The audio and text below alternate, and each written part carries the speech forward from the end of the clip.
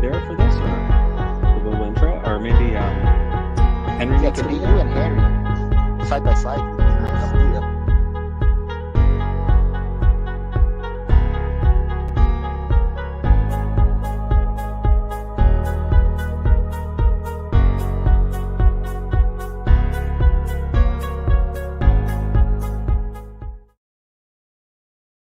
Welcome to the iLearn Virtual Campus.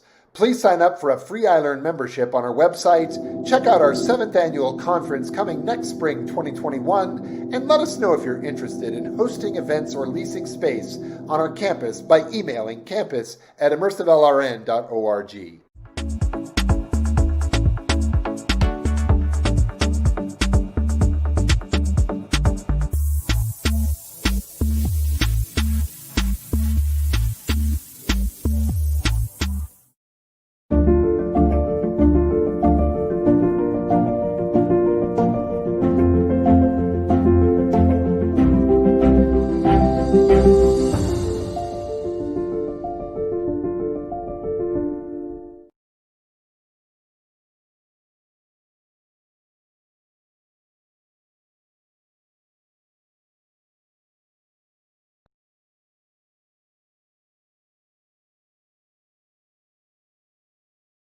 That's perfect.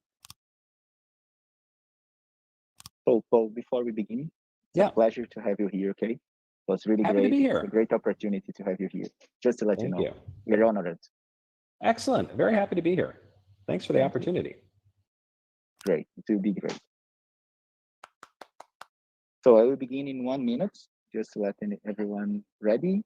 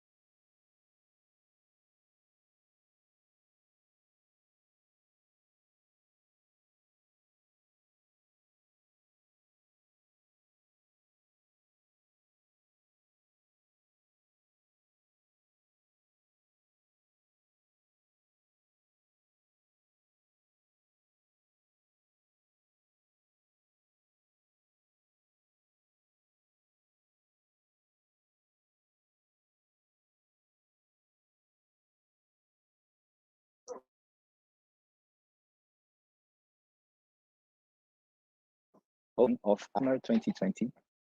My pleasure and honor to announce the keynote of Paul Debevec and the session chair, Henry Du. Just to remember you all, we are going to have this keynote in a YouTube channel. You have the link on the screen. So after the introduction of Henry and Paul, we are going to move to YouTube, watch there, and then come back here for the live Q&A. Thanks a lot for your attention. Professor Henry, with you. All right, so ladies and gentlemen, so I don't know whether I need to say good morning, good afternoon, or good evening, because that with everybody in cyberspace, and yeah, we get together in different time zone. So the next keynote speech will be delivered by Paul Debevec.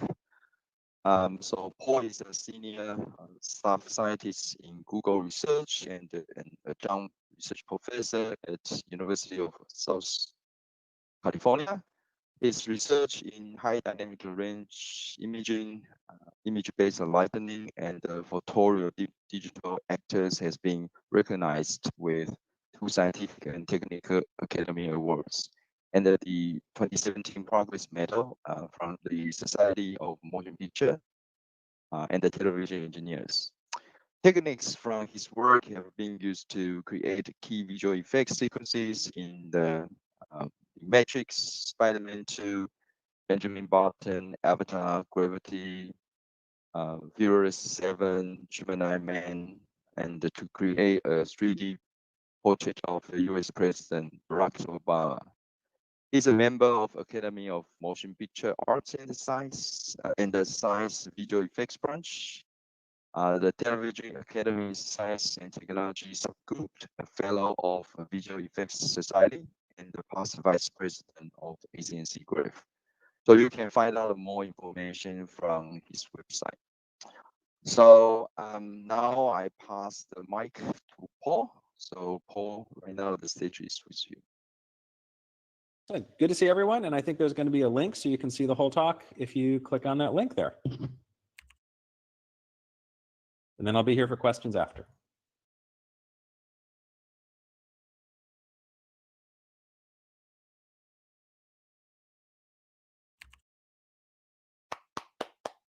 Okay, to the ones still here in VirBELA, please go to the link. It's on the public chat. You can watch the presentation of Paul on the YouTube. It's going to begin in 1.5 minutes. It's counting. Thanks a lot. See you later here.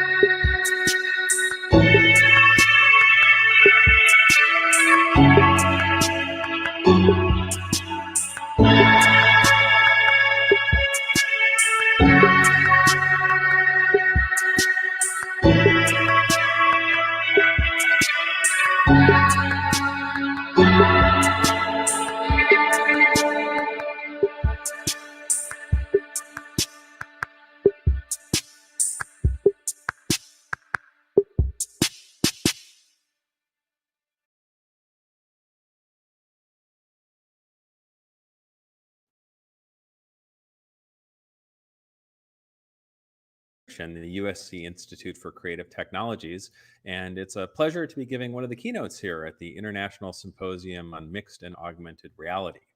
The title of my talk is on shining light between real and virtual worlds, and it will touch on things involving mixed reality, augmented reality, and also virtual reality. And I thought what I'd start out with is a technique for virtual reality for creating 6 degrees of freedom video for watching virtual reality video.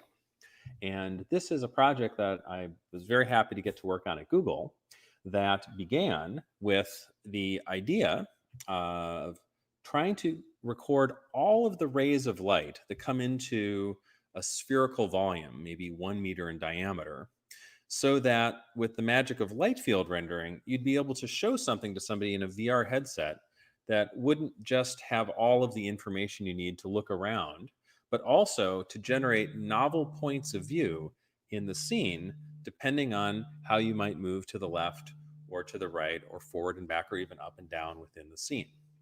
Currently, a lot of virtual reality video only works by producing a left panorama and a right panorama so that you can look around and get stereo as long as you keep your head straight and look at the horizon.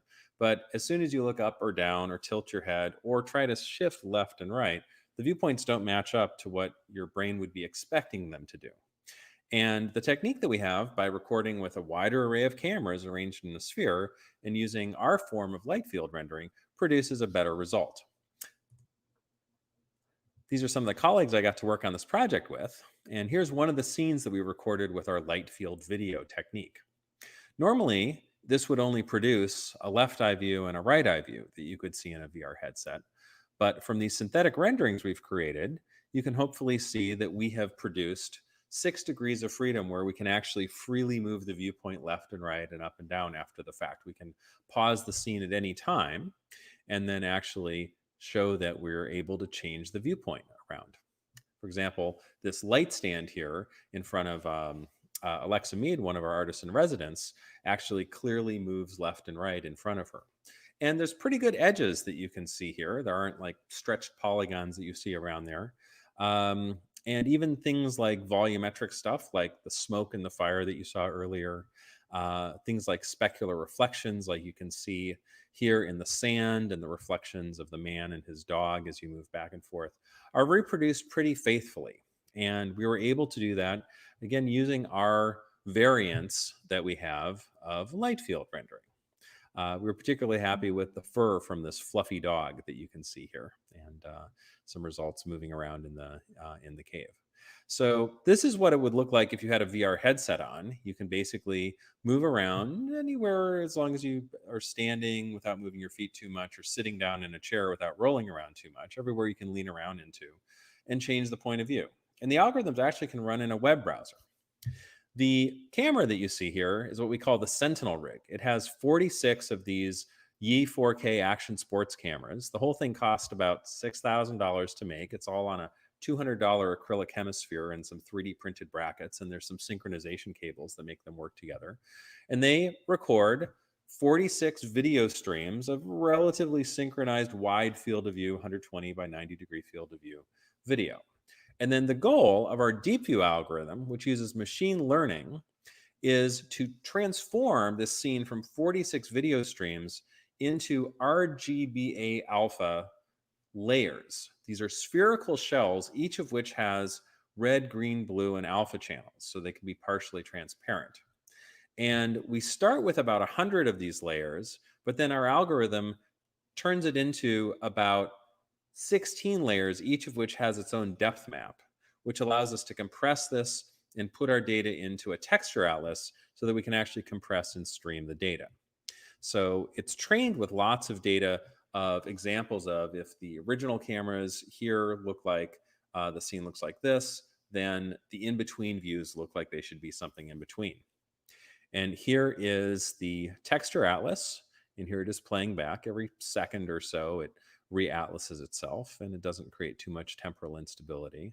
And this produces video that you can actually freely move the viewpoint around within about this 1 meter volume, which is pretty good for virtual reality. So I can certainly talk about it and show you some examples in video, but what's far better is if you would like to go to our website, which you can see right here. There is a number of in-browser demos where you can move the viewpoint around, and there is a downloadable virtual reality demo that you can run in headset, free to download, that will let you see about 3 minutes of light field video content in your own headset with 6 degrees of freedom. So it'll work on an Oculus Rift or a Vive or a Windows mixed reality system. We hope you'll have a chance to check that out. So that's one aspect of lighting, was the light fields, but here we're using the light that we're capturing basically to generate novel viewpoints within a volume for more comfortable virtual reality. And another thing that historically I've gotten to be involved in, which is a use of capturing light, is a process called image-based lighting. And this is something that's used in visual effects, where you want to insert new objects into a scene, but light them the way that they would have looked if they were actually there. Obviously, this has got applications in augmented reality as well. And back in the late 90s, I directed a couple of short animations that recorded light from the UC Berkeley Eucalyptus Grove and St. Peter's Basilica to illuminate synthetic objects that I inserted into this scene. The lighting was recorded as panoramic high dynamic range images, either by tiling a panorama or using fisheye lenses or taking pictures of a mirror ball in exposure bracketed series and then unwrapping it and assembling that together.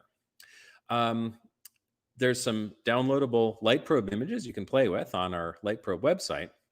And I mentioned it has something to do also with things you might like to happen in augmented reality.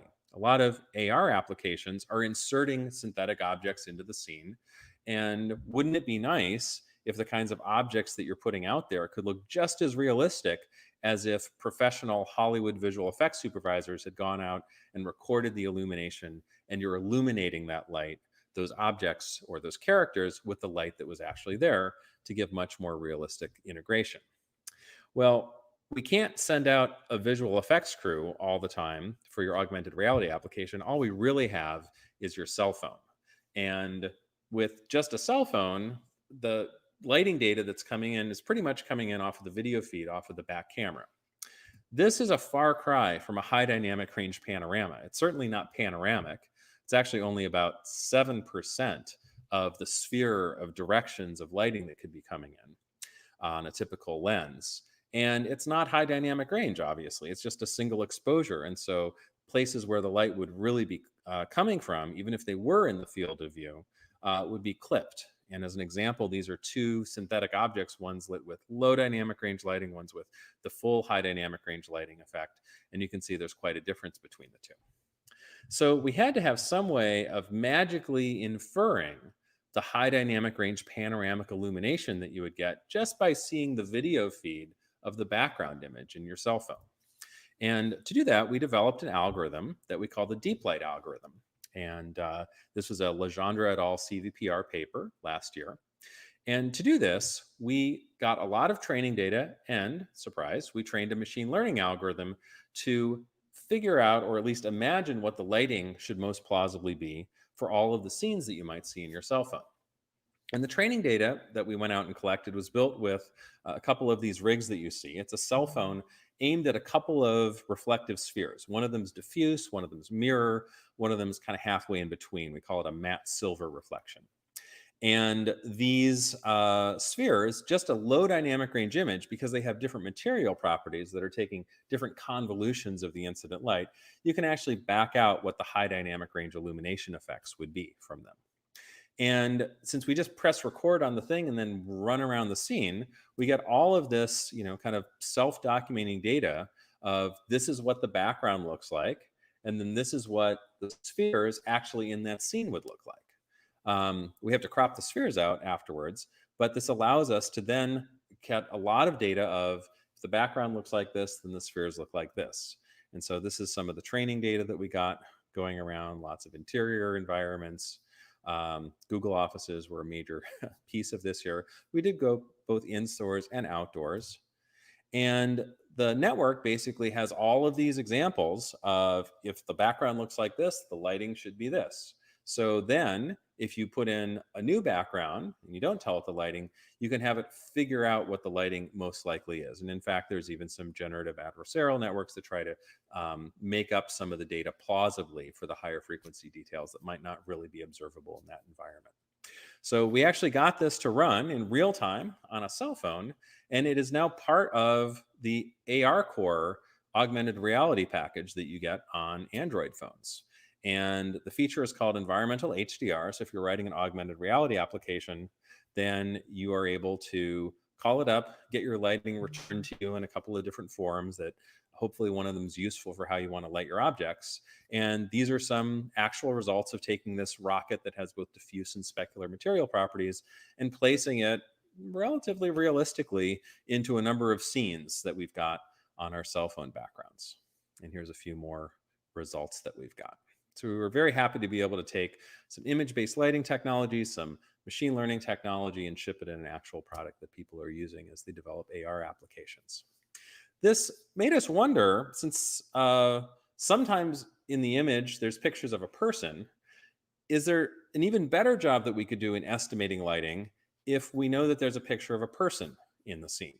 And we asked ourselves, could we in fact use a face as a light probe image? And that's some recent work that we've done, Legendre et al., that will be presented very soon at SIGGRAPH Asia 2020, which is an algorithm we call face light that goes from an image of a face to an estimate of what the lighting is like with a light probe. And this is also something that we trained with a lot of data and made a machine learning network to do. The data set that we got is we recruited over 70 people, range of ages, genders, different skin tones.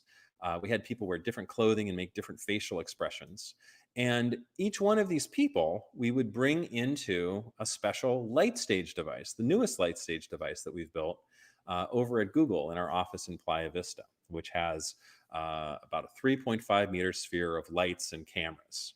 We ran 6 of the cameras so that we got 6 viewpoints for each subject for all the lighting conditions we'd record. Mostly frontal, a little bit of variation. We're kind of optimizing for selfies that you might take, where the face is mostly toward the camera. And then for each person's expression and whatever they were wearing or however they were accessorized or what expression they were, we would record very rapidly many different lighting directions. There's actually 331 different lights on the stage. We'd run them one at a time. And then we would be able to do post-effect image-based relighting. I can show you that in a second, but these are 24 of those images you can see there from behind, from the front, above, and below. And then using some techniques from our very first light stage paper back at UC Berkeley at SIGGRAPH 2000, we know that if we have a face lit from every direction that light can come from, and we have a high dynamic range light probe image that tells you the color and intensity of light, you can basically multiply all of the images of the face by the colors of the illumination from the corresponding directions, sum them all together, and that produces a relit version of that face under that illumination. Even if there's different colors and different intensities coming from different directions than what you actually recorded in the light stage. So this allows us to create training data of faces composited onto backgrounds. We actually recorded an alpha channel as well for faces by lighting up the background behind people. Synthetically, which are pretty realistic data of this is what this face would look like in this background illuminated by the light of that scene. And of course, we already had this data from the Deep Light project of lots of backgrounds and lots of lighting conditions. So each one of these faces shows an example of what we're going to train our network with. It's a face where we happen to know the ground truth illumination because we've synthesized that face under the lighting of one of these illumination environments. And our network, pretty basic, we want to be able to then, since we've trained it with lots of examples, this is what the face looks like, this is what the lighting should be. Now we give it an image of a face. We don't tell it the lighting because we don't know, and it will predict the illumination. And then we can create a loss term to train it so that if we do know the real illumination, we try to minimize the difference. And there's a little bit of generative adversarial networks as well to estimate the higher frequency components. So taking a look here, let's take a look at some results of the algorithm. So these are 2 input images and the estimated lighting that the network came up from those images. And if you look at the diffuse sphere, the matte silver sphere, and the mirror sphere, they seem hopefully reasonably plausible for what the lighting would be. But we can validate this a bit better by, for example, applying this lighting using image-based relighting to another face that was not in the training data set. But we did have light stage scans of, or this one light at a time data. And you can see here, these are faces that were captured in light stage, not used for training, illuminated by those lighting estimates. And hopefully it looks similar, like these 2 faces are lit by the same light. Now notice that these 2 people on the top row have a different skin tone. And we were concerned that the algorithm might tend to estimate less light for people with darker skin tones and more light for people with lighter skin tones because the pixel values are either lower or higher, which could be explained as an illumination effect, but it's actually an effect of the reflectance, of the unknown reflectance of the face. And we're actually very happy that we were able to check that the algorithm is largely robust to being able to estimate illumination, the same kind of lighting, regardless of what the skin tone of the person is that's being observed. So it really did do something kind of smart for that. If we take a look at what these folks actually would have looked like literally under the same light that the test subjects here on the input were, you'll notice that it's very consistent. So the algorithm really does seem to be able to pull the lighting off of a face in a way that it can realistically illuminate a different face with it. And as another comparison, we said, well, do we really need to estimate the full light probe image with all these different lighting directions? What if we just do the first 9 spherical harmonics, like a lot of lighting takes place? And it matches the spherical harmonic lighting reasonably well, but you can notice if you look closely that our full HDRI maps that we pull off of the face actually reproduce specular reflections and shadows quite a bit better. The faces look quite diffuse under the second order spherical harmonics. So there's a couple more results. Here's a video result of one of our co-authors, Jay Bush here. She's holding a reference sphere just to kind of validate this. And then we're running the algorithm on her face every single frame. This is the lighting that it gets. She's walking in and out of shadow. You can see the algorithm is pretty temporally consistent.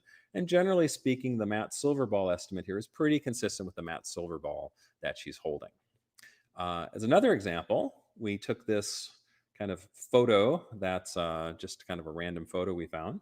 And we estimated lighting off of it. And we asked, can we use this to illuminate a digital human character? So this is a digital human character that happens to be breathtakingly photoreally modeled, made by Ian Spriggs.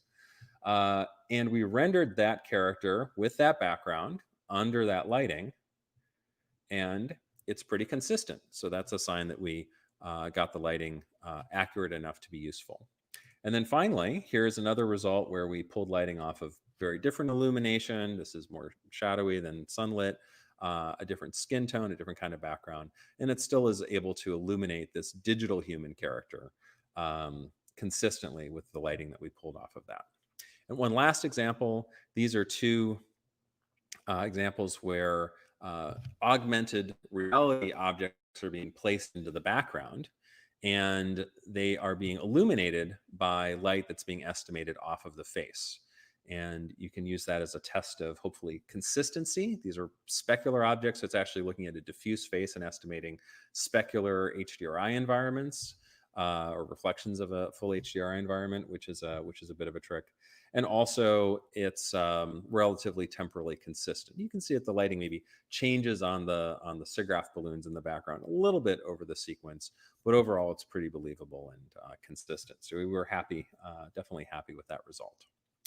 So another thing that we've done over the years, and on the theme of the talk of kind of shining light between real and virtual worlds, this is a way of kind of pulling lighting off of real people's faces. What if we wanted to put lighting back onto people's faces? What if we wanted to illuminate a person with a high dynamic range image-based lighting environment? That's something we got interested in doing almost 20 years ago for our SIGGRAPH 2002 paper, a lighting reproduction approach to live action compositing. And we built this device. It was light stage number 3, which was 156 RGB controllable light sources arranged in a sphere around the subject. And what we could do is take our high dynamic range image-based lighting maps, sample them down to those 156 lights, trying not to alias anything, light the person with the light of one of our light probes, and then composite them into a background plate from that light probe image. And that's what you're seeing on the right side are our friends Emily and Alana that are being illuminated by the light of the Eucalyptus Grove, the Uffizi Gallery, Grace Cathedral, and composited in. And over the years, we had a chance to actually use this on some collaborations with the motion picture industry. We illuminated actors in costume for Spider-Man 3 using HDRI environments. We also helped do some face replacement work for the movie The Social Network, where Armie Hammer, who had a dual role and wasn't always playing both of the characters at the same time, needed to be illuminated in post-production with the lighting that was recorded on set, so that the face replacements that we recorded on these red cameras would actually be lit the right way, so when they'd composite over it would look realistic. Both of those are just trying to illuminate head and torso, but what we had thought of even back to SIGGRAPH 2002 is that it'd be great to build a production studio out of this technology, to actually be able to illuminate an entire set with image-based lighting so that you can composite actors into all sorts of scenes and have it look realistic. Something that we've been very happy to do more recently is to actually build one of these large-scale image-based lighting systems for one of our collaborators in China called SUV, a visual effects company that ordered an 8-meter diameter light stage from our laboratory that has about 1,200 lights on it. And you can see it's got a light up floor. It's got a little area for the actors to act in, and they have some green screen behind. And when I got to visit a couple years ago, they had a demo where they have this scene of a couple of Chinese actors talking to each other. It's sort of an intense scene that they've got. And they will invite you to sit in a chair. They'll use the system to reproduce the lighting of that scene that had already been shot. And then they will edit you into the scene as if you were actually one of those actors. So this is me about ready to learn what I'm supposed to do to go into the scene. And I don't have time to show you the whole sequence, but I'll show you kind of the results where there's me composited into that scene, lit by the reproduction of the light. And then there's the actual actors who are lit by that light. And it matches pretty well. As it turns out, they use this system quite a lot when they need to add actors into a scene who weren't there at the original time of filming. And this happens sometimes where they need to change the actor in a show or add a new actor to the show for entire seasons of a television show or for an entire motion picture. And using this technique where they can instantly change the lighting from one illumination condition to the next over and over, they're able to produce realistic results of compositing much faster than you could with traditional production techniques. In fact, they can do 80 to 100 shots a day with this technique. It was really nice to be part of this because it had been at the time a while since we'd worked with industry on an image-based lighting project. And the previous time had been when we worked with Alfonso Cuarón and Emmanuel Lubezki to help develop the technology for doing lighting reproduction for the movie Gravity. And here you can see Alfonso Cuarón directing some test actors, the actors who would eventually be Sandra Bullock and George Clooney, in one of the light stage systems. This is the light stage at Light Stage LLC. And we're playing back illumination conditions to try to create photorealistic composites in scenes. And based on these tests, they actually decided to use this kind of technology surrounding actors by LEDs. And they used LED panels surrounding the actors in a 10-foot by 10-foot by 10-foot cube called their light box to illuminate Sandra Bullock's face and George Clooney's face, sometimes even head and upper body, to composite them into these space scenes of floating through the International Space Station or spinning out of control into space with all of the bounce light from the Earth and the sun and whatever you'd have from the interiors, which was very realistically done. And at this point, everything has converged that, in fact, people are building these kinds of lighting reproduction stages all over the place to do what they call now virtual production as one of its key components. Films like Asura from China, First Man, the TV shows Westworld, and The Mandalorian are all using stages built from LED panels to illuminate their actors for more realistic composites and quicker production. One of the issues, of course, though, is that now, whether you're using individual lights or LED panels, you're really only lighting people with red, green, and blue LEDs, which is not the best color rendition that you can get, because simulating the spectrum of daylight or tungsten is something that's very hard for these kind of little spikes of red and green and blue spectrum to do. RGB LEDs, like you can see on the left, tend to light people very differently than full spectrum light sources, as you can see on the right. And so we've done a little bit of work at USC ICT to build lighting reproduction systems with actually 6 channels of illumination: red, green, blue, cyan, amber, and white, in order to reproduce illumination, so that if you know what your HDRI map should be, but you also know what color charts look like in the scene, which tell you a lot about color rendition, you can accurately reproduce illumination quite realistically between how a subject lit in the light stage would look and how the subject would look in the real world without having to do any kind of color correction. So here, the subjects on the left are actually lit by real illumination outside our institute. We recorded the light with spheres and color charts and then played that back in the light stage, and their reproduced appearance composited into those backgrounds is on the right. And without any tweaking of the color balance, they match quite well, which we were happy about. We're able to take this technology even a little bit further, where you might think, wouldn't it be great if you could record your actors in a way that you could change the viewpoint after the fact, maybe kind of like a light field, and change the illumination on them. after the fact. And using the light stage at Google, which has not only about 100 cameras around it in the 331 lights, but also a number of high-resolution depth sensors, we got to work with the augmented perception team on developing a high-resolution volumetric capture system that uses time-multiplexed illumination, 2 lighting conditions that bounce back and forth. You can see them here at 60 frames per second that give us an image of not just the RGB color of the actor at every point, but also their surface normal and a measure of their gloss map as well, their specular roughness at every single texel. With the high resolution depth sensors that were custom engineered for the project, we get millimeter, maybe even sub-millimeter resolution in combination with the surface normal maps. And we can then change the viewpoint and the illumination to composite real actors lit by the light of virtual sets or lit by the light of real scenes. And here we had special hardware and special active lighting conditions to do it. We knew there would also be interest in potentially relighting just a single portrait. Suppose you take a picture on your cell phone and you decide, wouldn't it be nice if the lighting were better in this way or this way? And using some deep learning algorithms and some of that same kind of light stage data that you saw that lets us simulate how a given face would look in any possible lighting condition, we're able to train a network that sees a face in one lighting condition and can imagine what that face would look like in a different lighting condition. And that's a paper that we had last year at SIGGRAPH called Single Image Portrait Relighting, a collaboration with UCSD. And I'm happy to say that with some inspiration from this paper, a bit of re-engineering and such, this kind of effect is now available in the latest Pixel phones that are coming out from Google, which is known as its portrait light feature. So if you actually take a selfie image, you can then virtually move a virtual light source around to relight or augment the lighting in your photograph.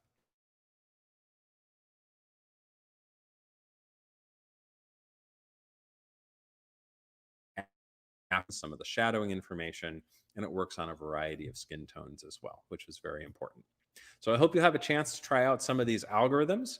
I'm looking forward to answering a few questions if you can think of any of them. I'd like to thank some of the many collaborators that I've had on these projects here. This is actually just a small sampling, a couple of contact information down there.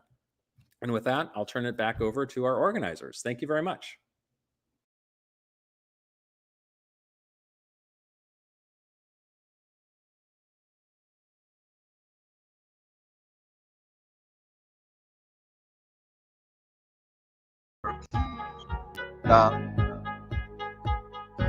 Yes, it's really exciting the way that you can see the age of the virtual worlds and real worlds is kind of like a blur. Any question from our audiences? Welcome to the iLearn. Okay, I think there is a question from our audience. So I think the question is that Paul, can you please comment on the technique of using such the technologies for the video? The is posting the public chat.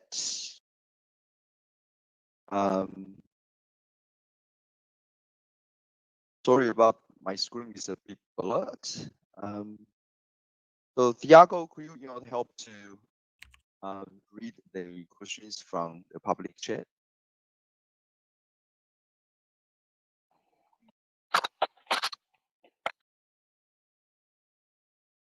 Okay, could you repeat the question perhaps there? And I'm hearing a couple other people speaking too. I'm wondering where that might be coming from here. Oh, but that's probably right here. So I'm going to turn that off. Yep. All right, good. Okay, yeah, I had the other YouTube window open still, and it went on to another video. In that, there's some question about using the. Hopefully, people can hear me about using what video technologies for something. Could you repeat the question? All right, so I think I can see the question now. So can you please comment on the potential of using such technologies for the the doctoring videos? Are they fingerprints that we can record to ensure that what we see in real? These things like as this type, the technology progresses, it will be more difficult to believe what we see. So are there fingerprints?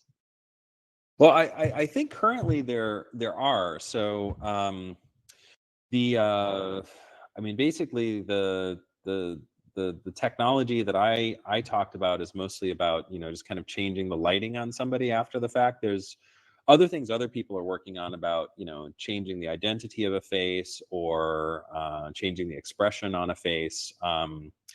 And as you've probably seen in videos, there's a lot of amazing things you can do with deep learning that can produce that.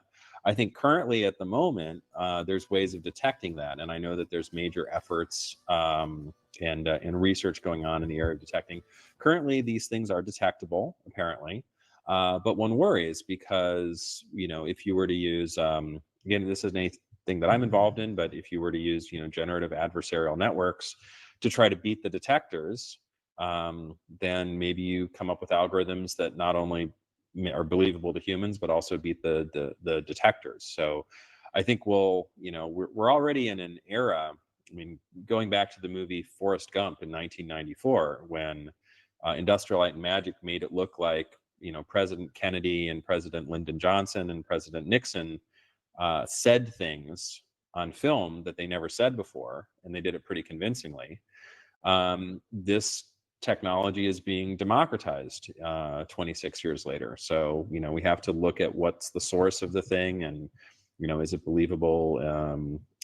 Use critical thinking. Just like anyone can make up a quote from somebody and write it down that this person said that, you need to find a way to verify it at some point. So hopefully, by speaking more about what's possible these days, people will be aware that they should be, checking where these images are coming from and being a little skeptical. Yeah, so I think your your work is in one way it's very interesting. The other way is quite scary. So that is all relevant to the cybersecurity issues, the privacy and things like that. But they're still quite promising though. Any other questions from our audiences?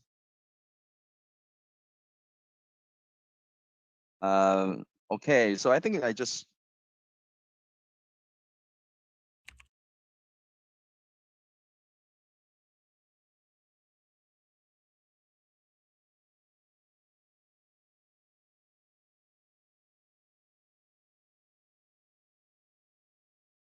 Anything else? Harry, I believe you are on mute. I believe Henry lost his mic. Okay, now Henry. We have some I questions. think someone actually talking VirBELA, on the background. VirBELA chat. How much? Oh, I see a question here. How much Right. computational power to do these techniques require? Well, let's see. I mean, different techniques take a bit. Some of the work that we do, is designed to run on a mobile phone, right? Because you want to do augmented reality, and when you're doing augmented reality in ARCore, there's lots of other things the phone's doing. It's running the camera, it's running the tracking algorithms. If we want to do lighting estimation, we have a very limited envelope to do that. So we actually have to optimize our network so the download size of the network is small, and so that the execution time is small. And folks on our team work hard to do that, and they give us a certain envelope it has to run in. The portrait relighting, the portrait light, that also basically can run on a cell phone as well. We have to shrink the networks for that. The processing to do like the relightables, kind of the holodeck work where we digitize people from the 100 video streams and all the depth sensors, that takes a lot of processing.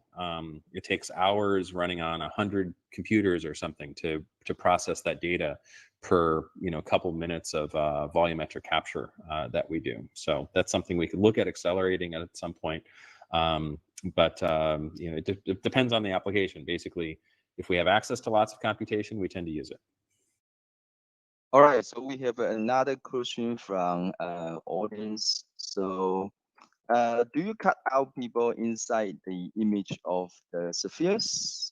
So it's kind of like related to the deep light approach. Yeah. So do we cut the people out of the spheres? What was the question? Yep. So so basically, it's very interesting to see what is possible in calculating lighting with just a common smartphone, right? Yeah. Yeah. Yep.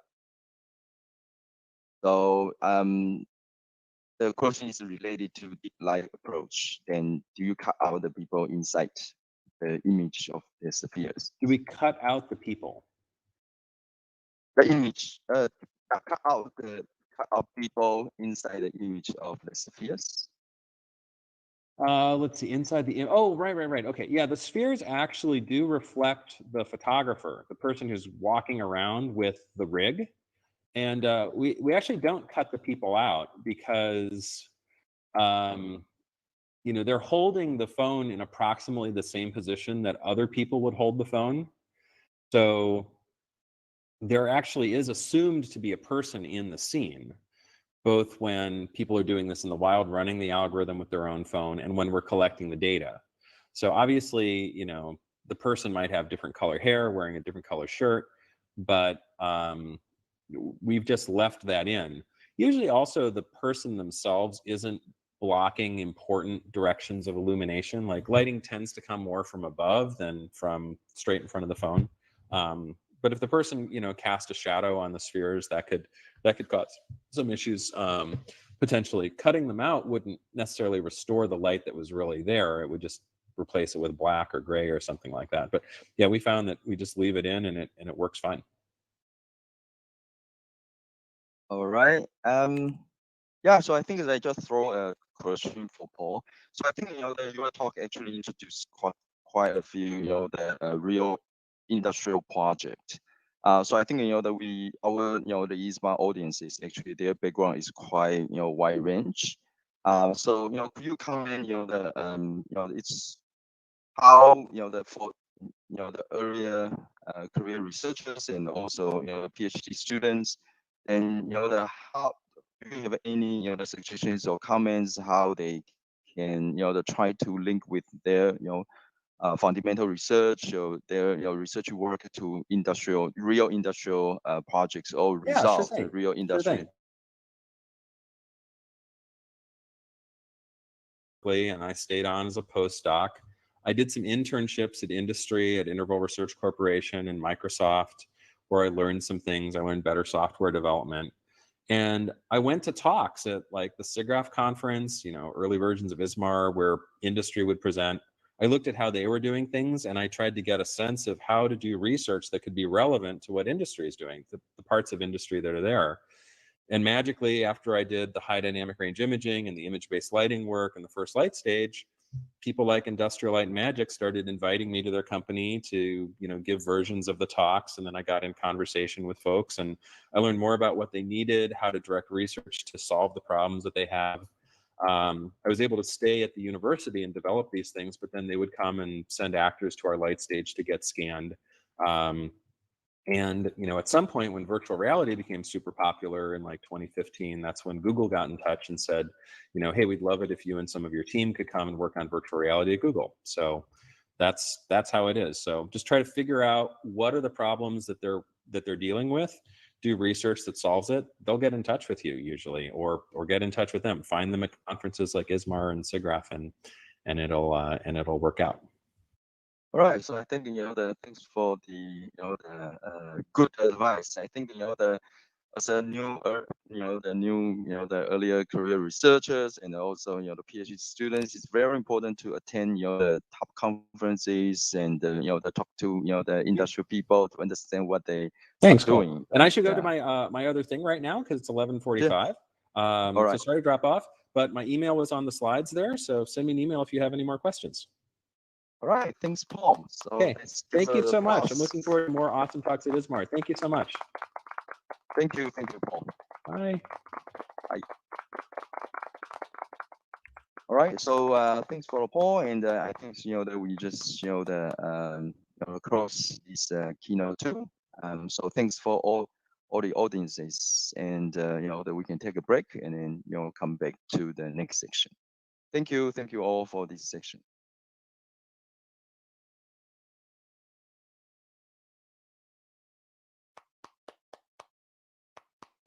Okay, great. Thanks, Henry. Thanks a lot for this great keynote. We have 15 minutes for, 13 minutes to the break. So please get some water, get some coffee, interact, discuss a bit, some networking, and then we come back for the next technical session. Thanks a lot, everyone. It was a great keynote. See you soon. Welcome to the iLearn Virtual Campus. Please sign up for a free iLearn membership on our website. Check out our 7th annual conference coming next spring 2021, and let us know if you're interested in hosting events or leasing space on our campus by emailing campus@immersivelrn.org.